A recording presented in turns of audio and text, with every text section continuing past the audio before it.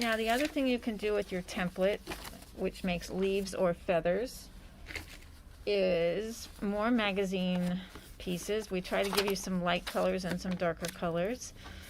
Light colors are things you can write on, and you can make a thankfulness tree or gratitude tree. We do this in the children's room almost every year, where we write on a leaf. But you can also make your own personal size.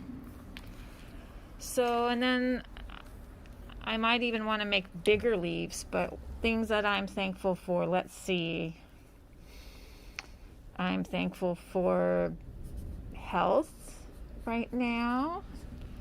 People I'm close to are healthy. I'm very thankful. I'm thankful for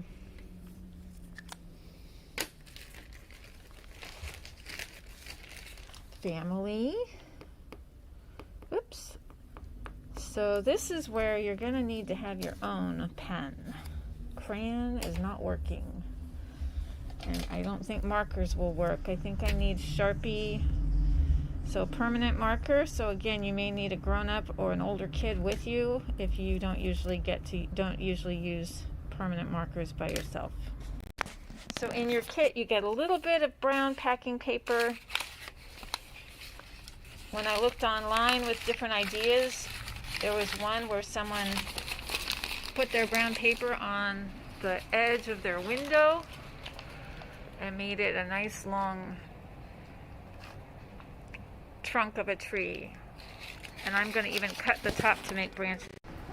So I used my brown wrapping paper and cut the top to make 3 branches. I think I might even want to make another branch or 2 So I put up, I'm thankful for love and friends and family and health. I might even put up, if I was a kid, I might put up, I'm thankful for school, because you haven't been able to see your friends as much and now you're back in school. All right, well, I hope you have a wonderful Thanksgiving.